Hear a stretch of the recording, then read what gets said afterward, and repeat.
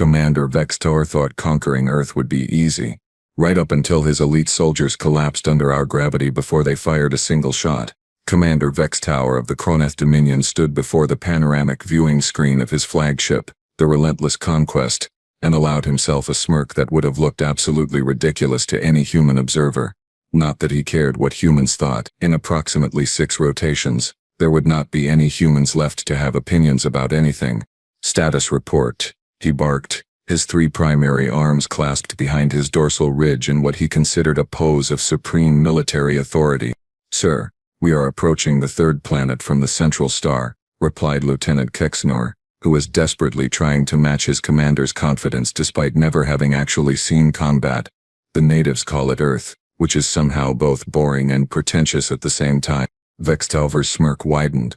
Yes, Earth, the primitive little mud ball inhabited by soft pink bipedal creatures who had barely managed to escape their own gravity well, let alone master faster-than-light travel. The intelligence reports had been clear. These humans possessed nuclear weapons, chemical propulsion systems, and an inexplicable obsession with something called social media. Terrifying stuff, truly. Remind me, Vextalvor said, turning to his second-in-command, Captain Threlzik. How many worlds has the Kroneth Dominion successfully conquered in the past cycle? 17, sir. Threlzik replied with evident pride, her bioluminescent patches glowing a satisfied purple. Not a single casualty on our side, well, unless you count Private Mixtel. But he walked into a reactor coil because he was distracted by his communication device, so that hardly counts as combat-related. The bridge crew chittered with amusement, which sounded like a dozen malfunctioning hard drives all playing different error messages simultaneously. Vextalvor appreciated good morale. It made conquering significantly easier when your troops believed they were invincible. And why should they not? The Kroneth had swept through the Outer Rim territories like a particularly aggressive dust storm. The methane breathers of Gik 7 had surrendered after one look at the Kroneth battle formation. The crystalline hive minds of Praxis 9 had actually thanked them for the invasion, claiming it broke up the monotony of their eternal existence. The floating gas sacks of Nebulos 12 had not even realized they were being conquered until the paperwork was filed with the Galactic Council. Compared to those campaigns, Earth would be laughably simple. Pull up the reconnaissance data again, Vextal ordered, settling into his command throne, which was specifically designed to accommodate his species' unique skeletal structure and excessive number of joints. I want to review what passes for military might on this pathetic rock. The main screen flickered to life, displaying footage captured by their long-range survey drones over the past several rotations. Vextel watched as human military forces paraded around in their quaint little vehicles, firing their adorable chemical-based weapons at targets. They moved so slowly, their reaction times were atrocious, and their technology by the standards. Their technology looked like it had been assembled by particularly industrious children playing with spare parts. Look at them, Vextelvorn said, gesturing at the screen with 2 of his arms while using the 3rd to scratch an itch on his cranial ridge. They still use wheeled transport, wheels, as if friction is something to be embraced rather than overcome. The preliminary scans indicate they have not even achieved basic gravitational manipulation, Kixnor added, consulting his data tablet. Their ships still rely on controlled explosions for propulsion. It is almost endearing in a pathetic sort of way. How long until we achieve orbit? Vextelor asked. Approximately 2 time units, sir. We are maintaining stealth protocols, though honestly I doubt their detection systems could spot us even if we broadcast our arrival on all frequencies while playing festive music. Vextelvor nodded approvingly.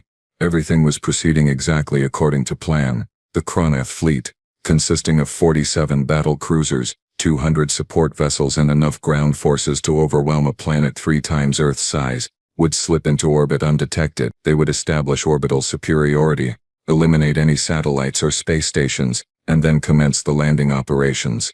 By this time tomorrow, Earth's governments would be falling over themselves to surrender. It was almost too easy.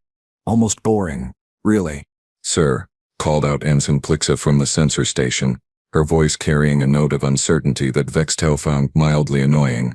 I am detecting some unusual readings as we approach optimal orbital insertion distance. Define unusual, Vextelvorn said, not particularly concerned. Every planet had its quirks, magnetic fields, radiation belts, the occasional sentient energy being living in the upper atmosphere, nothing the Kroneth could not handle. The gravitational readings are Higher than expected, sir. Significantly higher. Higher than what? Higher than any habitable planet we have encountered in the past 50 cycles of conquest, sir. Vextel waved a dismissive hand. Recalibrate your instruments, Ensign. The preliminary surveys indicated standard parameters for a planet of Earth's mass and density. You are likely experiencing sensor drift from the jump through hyperspace. Sir, I have recalibrated 3 times. The readings are consistent.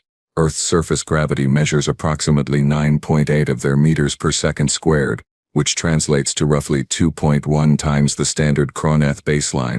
A brief moment of silence filled the bridge. 2.1 times, Vextel repeated slowly. Yes, sir. Vextel felt a tiny, almost imperceptible flutter of concern in his primary stomach. 2.1 times standard was, well, it was manageable, probably. The Croneth had invaded worlds with slightly elevated gravity before. It just meant the troops would tire more quickly, and the equipment would need minor adjustments, nothing that would compromise the invasion. Interesting, he said, maintaining his authoritative tone. So the humans evolved on a high-gravity world. That explains why they are so short and dense. No matter. Adjust the landing protocols accordingly, and distribute gravity compensation medication to all ground forces. This changes nothing. Yes, sir. The bridge crew responded in unison. Vextel returned his attention to the viewing screen, watching as Earth grew larger in their approach. The planet looked depictively pleasant from orbit, with its blue oceans and swirling white clouds and annoyingly vibrant green continents. Somewhere down there, humans were going about their mundane little lives, completely unaware that their world was about to be conquered by a superior species. The relentless conquest shuddered slightly as it began its orbital insertion burn, and Vextel felt the familiar thrill of impending victory wash over him. His 18th conquest. Another world for the Croneth Dominion. Another line on his already impressive service record. What could possibly go wrong? The first wave of Croneth drop pods screamed through Earth's atmosphere like meteors with a really poor understanding of subtlety. Vextel watched from the orbital command center, his 3 arms crossed in what he hoped looked like confident authority rather than the nervous tension that was currently making his joints ache. Drop pods approaching landing zone Alpha, reported Kixenor, monitoring the descent trajectories. Estimated ground contact in 45 seconds. All systems nominal. Excellent, Vextelvorn said, though something in his secondary stomach was doing uncomfortable flips.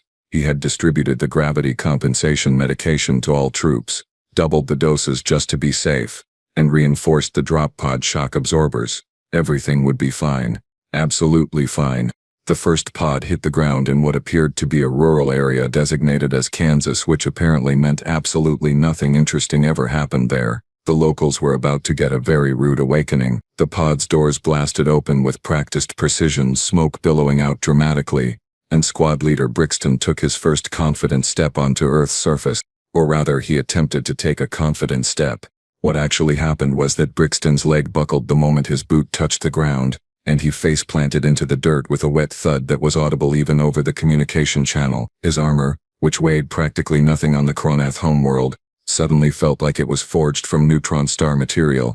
Brixton, report. Vextel barked into the command channel. The response came as a strangled wheeze. Sir, I cannot, I am unable, everything is so heavy, oh standards help me, I think my spine is compressing. What? I cannot stand, sir. The gravity, it is crushing me. My bones are screaming. Behind Brixton, the rest of his squad attempted to exit the pod.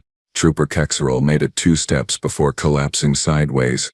Private Lixnara actually managed 3 steps, which would have been impressive except she was crawling on all 6 of her limbs and whimpering about her ancestor. Sergeant Dromix tried to activate his jump pack to compensate, which resulted in him launching approximately 4 inches off the ground before slamming back down and vomiting spectacularly inside his helmet. This is not happening, Vextelvorn muttered, watching the tactical display as squad after squad reported similar catastrophic failures. This cannot be happening. Sir, Squad 7 reports their combat walker has collapsed under its own weight. Threlzik reported, her bioluminescent patches flickering a distressed orange. Squad 12 says their weapons are too heavy to lift. Squad 3 is requesting immediate medical evacuation because Private Texner's exoskeleton has fused to his body from the pressure. On the ground, The situation was deteriorating from bad to absolutely mortifying at a speed that would have impressed a relativistic physicist. The Kronith invasion force, pride of the Dominion military, elite warriors who had conquered 17 worlds, were lying on the ground like overturned beetles, flailing their multiple limbs uselessly at the sky. A human farmer named Robert Hutchins, who had been enjoying his morning coffee on his porch, watched the spectacle with the kind of confused fascination normally reserved for particularly stupid viral videos. He took another sip of his coffee. One of the alien invaders was trying to lift what appeared to be a weapon the size of a toaster, succeeding only in making sad wheezing noises. "Honey," Robert called into his house. "You are gonna want to see this." His wife, Patricia, emerged onto the porch, still in her bathrobe. She looked at the scene of alien soldiers sprawled across their wheat field like some kind of extraterrestrial yard sale. "Are those supposed to be alien?" "I think they are trying to invade us," Robert said thoughtfully. "They are doing a terrible job. Real terrible." One of the Kronath soldiers managed to prop himself up on his arms, looking directly at the human couple. He opened his mouth to deliver what was probably supposed to be a terrifying declaration of conquest. What came out was, "Please help, everything hurts. Why is your planet so angry?" Patricia took out her phone and started recording. Back in orbit, Vextov was experiencing what could only be described as a full-blown panic attack, though he would later describe it in his official report as tactical recalibration under unexpected environmental parameters. The view screens showed absolute chaos, hundreds of his finest soldiers, reduced to helpless larvae by a force they could not even see. "The gravity compensation medication is not working," Keeksnar shouted over the cacophony of screaming troops. "It was designed for mild variations, not this. Whatever this nightmare is. Deploy the mechanized units," Vextov ordered desperately. "Surely the automated systems can handle the gravity." That turned out to be an optimistic assumption. The first Kronath battle mech stepped out of its deployment shuttle, took one thunderous step forward, and then its leg actuators screamed in protest before snapping completely. The mech toppled forward in slow motion, creating a crater when it hit the ground that would later become a minor tourist attraction. "Sir, the mechs are overloading. The servos cannot handle the weight distribution." "What about the hover tanks?" "They are hovering approximately 2 inches off the ground and cannot gain altitude. One of them crashed into a human structure called a Dairy Queen. The humans appear more upset about the ice cream than the invasion." Vextel watched in horror as his meticulously planned invasion crumbled like a cookie in the hands of a toddler. Across 17 different landing zones, the story was the same. Kronath soldiers lying helpless on the ground, equipment failing, weapons too heavy to aim, armor that had become prison rather than protection. In downtown Tokyo, a group of office workers, on their lunch break, gathered around a struggling Kronath warrior, who had managed to prop himself against a vending machine. One of them offered him a bottle of water. The warrior tried to take it, but his arm collapsed under the combined weight of his armor and the bottle. "I think he needs help," one worker said in Japanese. "Should we call someone?" another asked. "Who do you call for a failed alien invasion?" A third worker wondered. "Is that police or fire department?" In London, a Kronath soldier's desperate crawl toward strategic objective Beta, which turned out to be a fish and chip shop, was live streaming on 6 different social media platforms. The comment section was ruthless. "Mate, do you even lift?" one comment read. "Skip leg day much?" posted another. "This is the worst invasion since my mother-in-law visited," contributed a third. Vextel slumped in his command throne, watching 17 simultaneous feeds of humiliation. His troops were begging for extraction. Some were actually crying. One squad had given up entirely and was just lying on the ground making snow angels in the dirt, except there was no snow, just despair. "Recall all ground forces," he said quietly. "Sir?" Thrilzik asked. "I said recall them. Get them off that cursed planet before they suffocate under their own body weight. This is a full retreat." As the extraction shuttles descended to rescue his defeated army, Vextar could not help but wonder how the humans had developed on a planet that was apparently trying to crush everything on its surface into a fine paste. What kind of species evolved under these conditions? What kind of monsters casually walked around in 2.1 times standard gravity like it was nothing? The humans, apparently. The soft, primitive, technologically inferior humans, who were currently taking selfies with his immobilized invasion force. Vextelvorn had not slept in 3 rotation cycles. He stood in the fleet's primary research laboratory, watching his best scientists scramble to solve a problem that should not have existed in the first place. Around him, Cronath engineers pored over data streams, ran simulations and argued in the high-pitched chittering that indicated extreme stress. "Explain to me again," Vextelfor said, his voice dangerously calm, "how we failed to account for this." Chief Science Officer Terra, who had 6 advanced degrees and exactly 0 combat experience, fidgeted with her data tablet. "Commander, the preliminary surveys were conducted via long-range scan. We measured mass, we measured density, we calculated the expected gravitational force. Somehow, somewhere, our equations were catastrophically wrong." "Catastrophically wrong," Vextower repeated. "That is the technical assessment. Sir, Earth's gravity is not just higher than expected, it is higher than anything we have encountered on a habitable world. Most species evolve on planets with 0.7 to 1.2 times standard gravity. These humans exist at 2.1 times standard. They are biological impossibilities who somehow do not realize they are biological impossibilities." Vextel thought back to the conquest of Glex 4 just 2 cycles ago. Beautiful Glex 4 with its 0.6 standard gravity, where his troops had bounded across the landscape like graceful dancers. The native Glexians had fought back with their plasma spears and shield walls, but Cronath agility had won the day. His soldiers had leaped over fortifications, dodged energy jets with ease, performed aerial maneuvers that would have made acrobats weep with envy. On Earth, his soldiers could not even stand up without their knees inverting. "What about Praxis 9? Lieutenant Kixnor offered weakly. "That was 0.9 standard gravity and the crystalline inhabitants put up quite a fight." "They put up a fight for approximately 11 minutes, Vextelforn corrected, "before they realized we could simply step on them. Their greatest weapon was philosophical debate, which is not particularly effective against orbital bombardment." The memory stung now. Every easy victory, every casual conquest, every world where the chronic military superiority had been unquestionable. The floating cities of Ariane 3, where 0.4 gravity made everything feel like a pleasant dream. The oceanic platforms of Aquadis 7, where 0.8 gravity was considered oppressively high by the locals. Not one of those worlds had prepared them for Earth. "Show me what you have developed," Vextelv ordered. Mintara gestured to a neighboring platform where a prototype gravity compensation suit hung on a support frame. It looked like someone had taken a standard Cronath combat suit and added approximately 17 different layers of mechanical assistance, power cores and stabilization fields.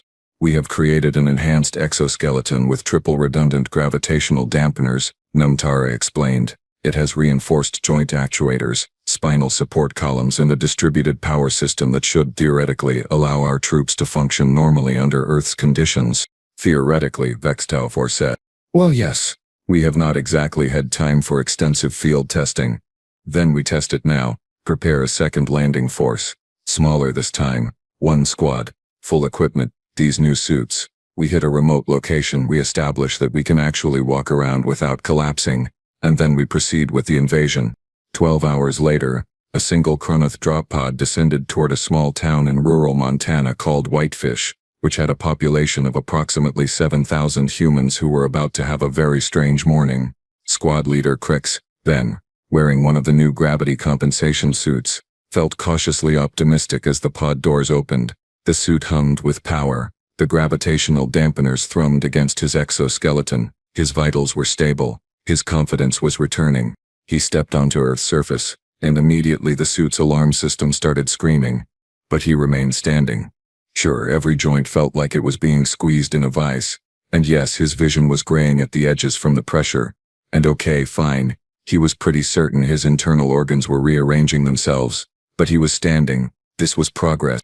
"Squad, advance," he commanded, his voice only slightly strangled. His 5 troops emerged from the pod, all wearing the new suits, all managing to remain vertical. They looked like a group of arthritic elderly Cronath trying to walk through setting concrete. But they were mobile. That counted for something. "We are going to secure that structure," Krexven said, pointing at a nearby elementary school where human children were currently at recess. "We take hostages. We demonstrate our capability, and we send a message that the Cronath cannot be defeated by mere gravity." It was a solid plan. It would have worked beautifully on literally any other planet. They made it approximately 50 meters before the suit started failing. Trooper Vixnall went first, His left knee actuator sparked, seized and then exploded in a shower of sparks. He toppled sideways like a felled tree. Private Terra's gravitational dampener overloaded next, creating a localized gravity anomaly that caused her to suddenly weigh approximately 3 times more than she already did. She hit the ground so hard she created a small impact crater. Krexvelvorn pushed forward, determined to reach the school, to salvage something from this disaster. His HUD was flashing warnings in 17 different colors. His power core was at 63% and dropping fast. His spinal support column was making alarming grinding noises. And then he saw her. A human child. Female. Approximately 8 years old by his estimation, standing on the playground watching him. She had pigtails. She was holding a jump rope. She looked utterly unimpressed. Krexvin raised his weapon, which took both arms and every ounce of strength his failing suit could provide. Surrender, human larva. You are now a prisoner of the Kroneth Dominion. The child tilted her head, evaluated the struggling alien in the wheezing mechanical suit, and then did something that would haunt Krexven's nightmares for the rest of his life. She started doing jumping jacks. Up, down, her small human body moving effortlessly in the gravity that was literally crushing him to death.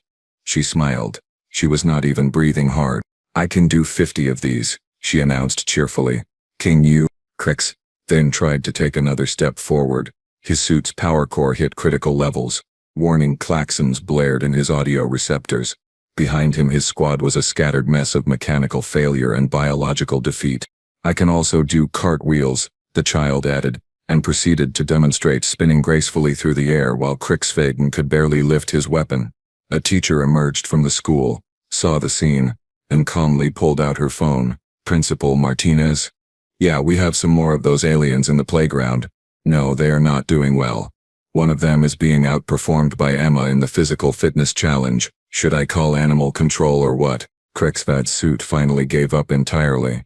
Every system shut down simultaneously. He collapsed forward, face-planting into the grass, while a group of human children gathered around to observe the strange alien who apparently could not do jumping jacks.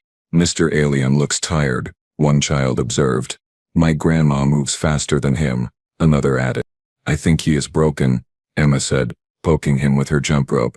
From orbit, Vextel watched the tactical feed and felt something inside him break that had nothing to do with gravity. Recall the squad, he whispered.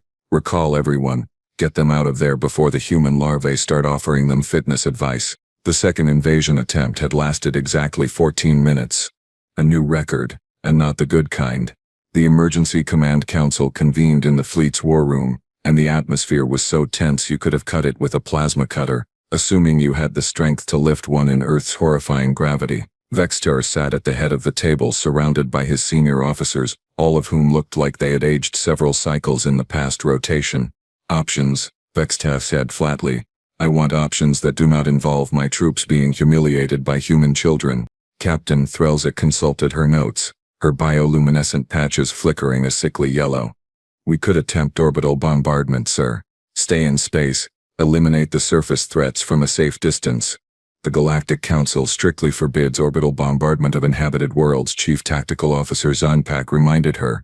We would be sanctioned, possibly expelled from the Dominion, definitely court-martialed. We are already going to be court-martialed for this disaster, Threlzik muttered. Science Officer Nimtara raised a tentacle hesitantly. Commander, I have been analyzing the data from both landing attempts and I believe I have identified the core issue. Do tell, Vextelvorn said, his tone suggesting that her explanation had better be spectacular. Sir, humans are not normal. I know that sounds obvious given our current situation, but I mean it in a very specific biological sense. They evolved under constant crushing pressure. Every system in their bodies is overbuilt for survival in extreme conditions. Their bones are reinforced with calcium deposits that would be unnecessary on any reasonable planet. Their muscles generate force outputs that seem excessive until you realize they need that just to walk around. Their cardiovascular system operates at pressures that would rupture our circulatory organs. So you are saying humans are basically walking tanks, Kixner said. I am saying humans are terrifying and we should leave immediately, Namtara corrected. Sir, I pulled data from their information networks. Do you know what humans do for recreation? They deliberately put additional weight on their bodies and lift it repeatedly. They call it exercise. They pay money to make themselves work harder against their own planet's gravity. Some of them even enjoy it. A horrified silence filled the room. That is insane, someone whispered. That is adaptation to a death world. Namtara said. Earth is classified as a garden planet in our databases, but that is catastrophically inaccurate. Earth is a high-gravity nightmare that happens to have breathable air and liquid water. The fact that it produced a spacefaring civilization is frankly absurd. Vextar drummed his fingers on the table, a nervous habit he had developed approximately 2 days ago. We have 47 warships in orbit. Surely there is some way to leverage our technological superiority. With respect, sir, Zinpak said carefully. Our technological superiority means nothing if we cannot actually stand on the planet's surface. It is like having the finest weapons in the galaxy and no hands to hold them with. One more attempt, Vextauvor said suddenly. We make one more landing fully prepared this time. We use remote drones for the heavy equipment. We select our strongest troops and pump them full of every enhancement drug in the medical bay. We target a completely isolated location with no witnesses. If we can establish even one successful foothold, we can build from there. The council exchanged doubtful looks, but no one wanted to be the officer who suggested retreat. Not yet. Not when they still had some shred of military pride left to salvage. 16 hours later, the third and final landing attempt began on a remote island in the South Pacific, a place called Fiji, which seemed far enough from major population centers that maybe, just maybe, they could achieve something without immediate humiliation. Assault Commander Grixthor led this mission personally. He had been injected with enough stimulants to kill a smaller Cronath, wore a suit that was more mechanical than armor, and carried weapons that had been stripped down to minimal weight. His squad consisted of the 12 strongest, toughest, most physically capable warriors in the entire fleet. They were going to succeed if it killed them, which was looking increasingly likely.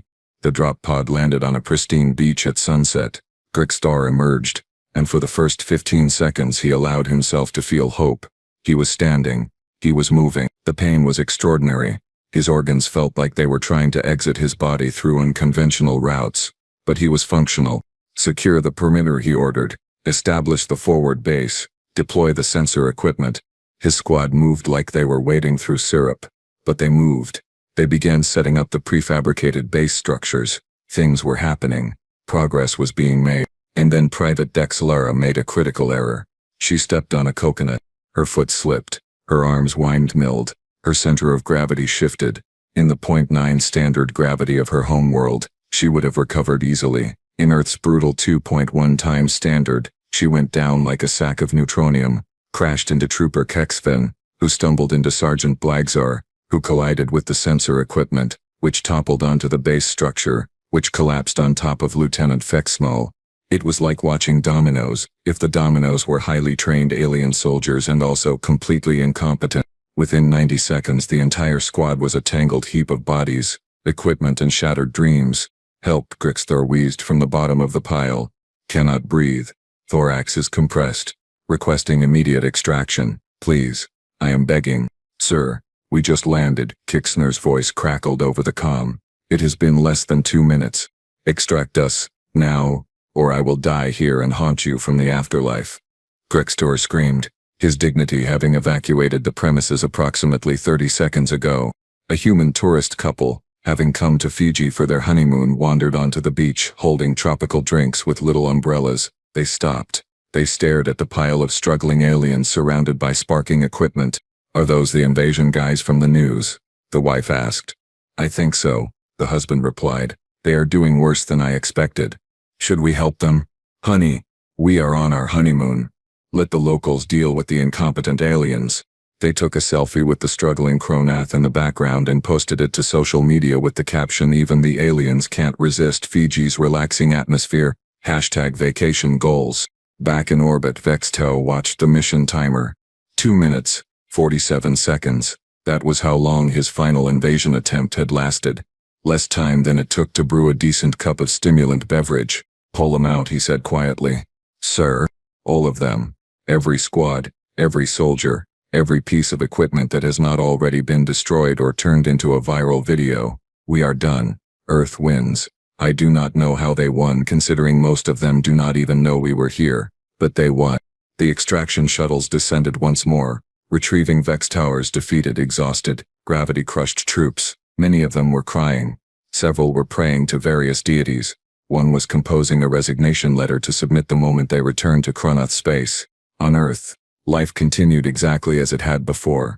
A few viral videos circulated of strange aliens who apparently could not handle normal gravity. Some governments issued statements about investigating the unusual visitors. Most humans went about their day completely unaware that they had just won a war without firing a single shot, throwing a single punch, or even really noticing there had been a war to win. Vextelfer slumped in his command chair and contemplated the ruins of his military career. 18 conquests he had dreamed of, a legendary record, promotion to Supreme Commander, glory eternal. Instead, he had 17 successful invasions and one planet that had defeated him through the simple act of existing. Vextelfer sat alone in his quarters, staring at the blank holographic display where his official report to Galactic Command should be taking shape.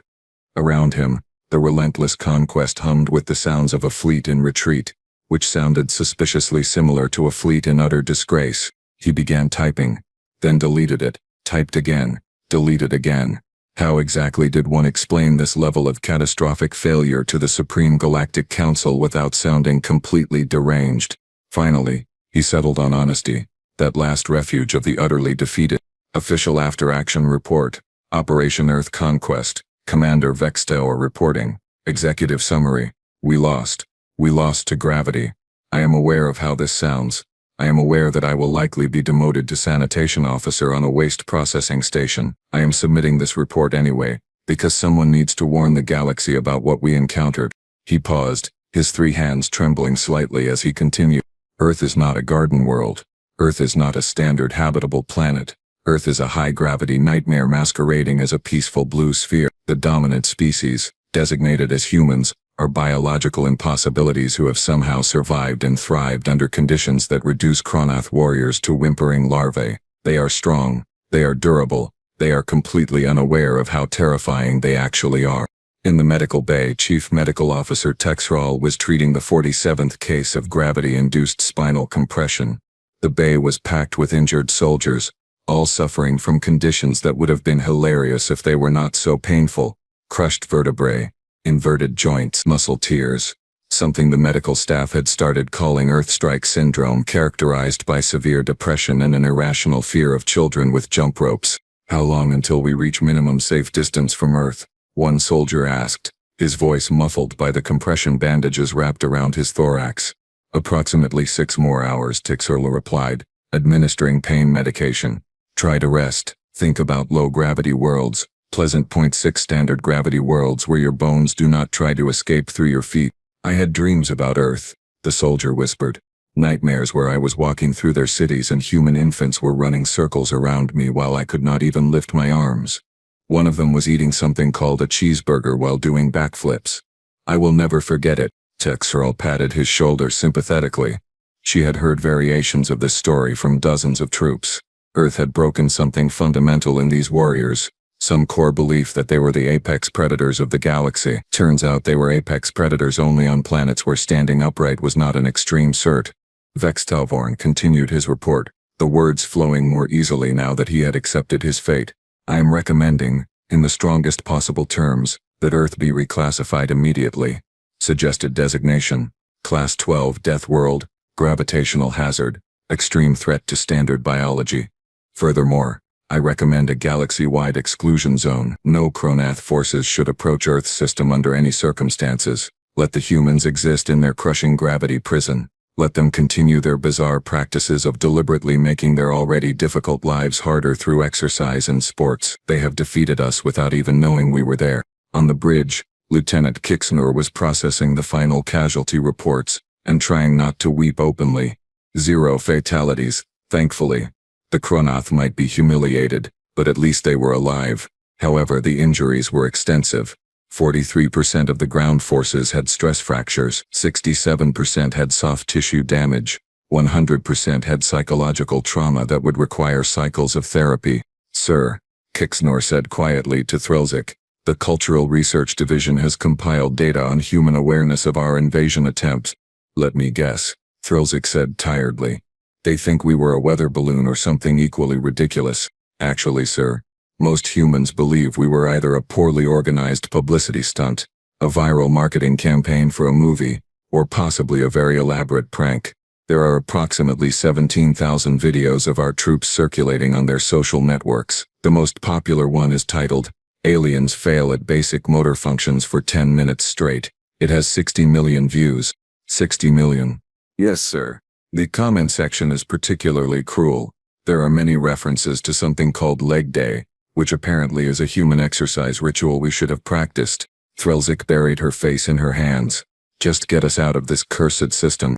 Vextelvar added his final paragraphs to the report, each word a small surrender of his military pride. In conclusion, Earth represents a fundamental paradigm shift in our understanding of habitable worlds and the species that evolve on them. Humans are not primitive.